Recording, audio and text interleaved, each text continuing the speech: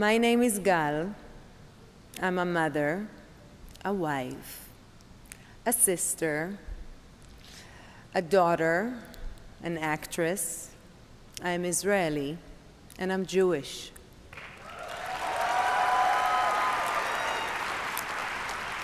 I'm going to say it again. My name is Gal, and I'm Jewish.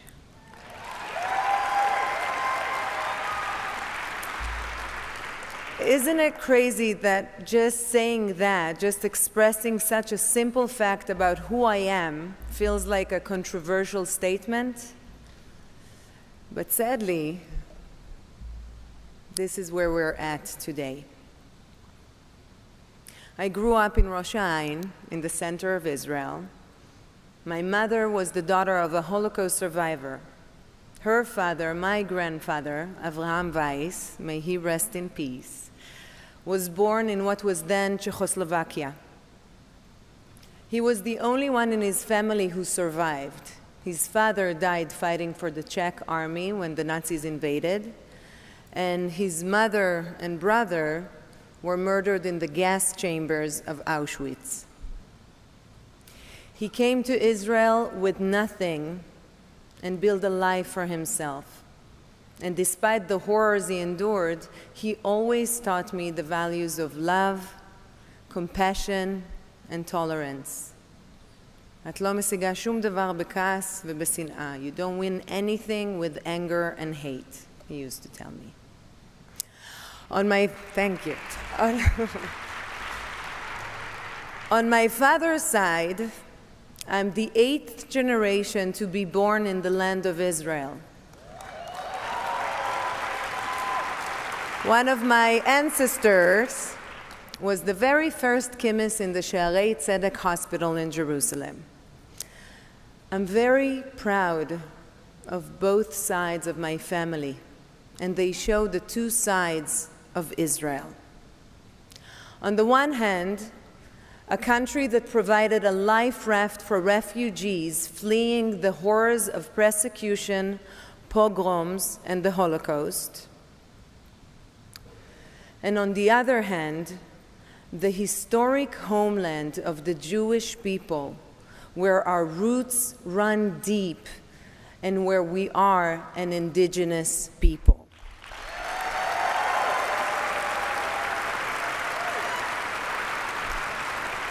I am proud to be an Israeli, and I am proud to be Jewish.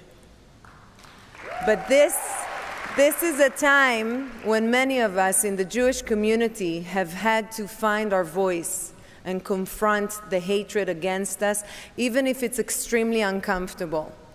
That's been the case for all of us in every walk of life and every profession, including my own. I never really wanted to talk about politics. I kind of tried really, really hard to avoid it because no one wants to hear celebrities talking about political issues, right? But also, I regarded myself as a citizen of the world, an equal among equals. I'm Israeli, of course, and I knew that anti-Semitism and anti-Israel hate existed. And like all of us, sometimes I'd caught a whiff of it. But I never thought of myself as being where I came from. It was an aspect of who I am, but it didn't define me. And then October 7th happened, and everything since.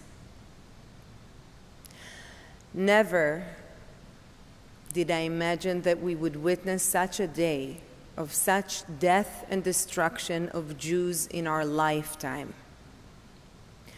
And never did I imagine that on the streets of the United States and different cities around the world, we would see people not condemning Hamas, but celebrating, justifying, and cheering on a massacre of Jews.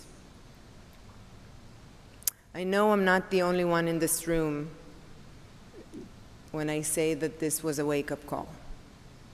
And here's the thing.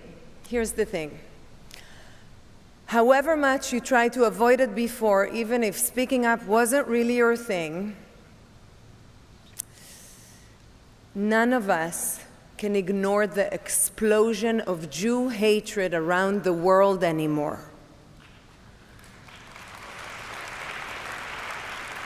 And that's what I'm doing. No way I need it. It really is me standing in front of you today, saying simply that my name is Gal and I'm Jewish, and we have had enough of Jew hatred.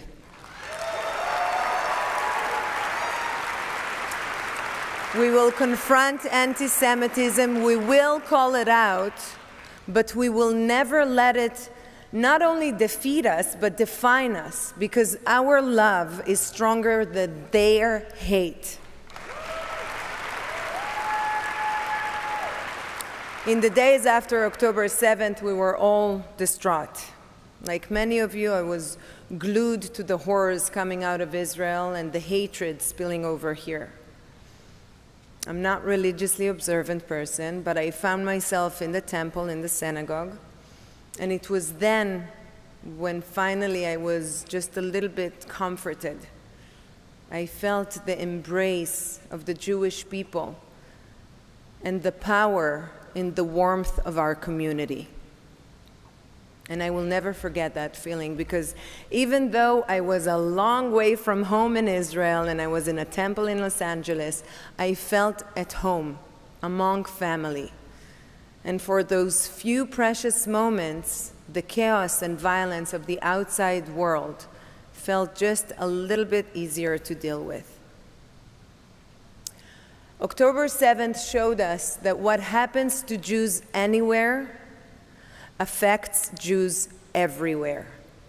And this goes both ways. Not only what happens there affects us here, but what happens here affects them there. So here we are in this room together, calling for the release of every single one of our hostages. We have to bring them home.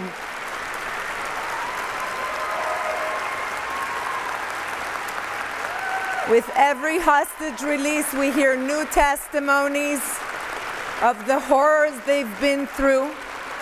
Every minute for them is hell. Their lives are in danger, and we need them home.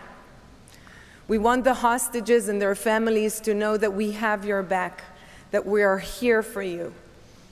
And we need them to know that wherever they go in the world, where there's a Jewish community, they will always find people who campaigned for them, who love them, and who will never let them walk alone. Because this is who we are, and this is who we will always be, taking responsibility for each other.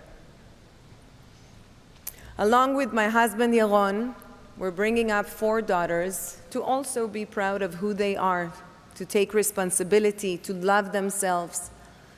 We're raising strong, independent Jewish women, strong women who stand with other women. Now, I know many women in this room and in our community that have stood strong for the rights of women and girls. On October 7th, Jewish women were sexually terrorized, raped, murdered, and kidnapped by Hamas. We were all listening for, hoping to hear support from our sisters around the world, and too often heard silence. We can't wait any longer. We can't hold our breaths and pray or beg for support from people, groups, community that don't want to be there for us. We need to be there for ourselves. And this is why every single Jew must lean in now, in whatever way we can. Speak up, learn more about our history. We can always do that. Join a temple, find your community, get connected, and as we support our own community, never stop reaching out to the world.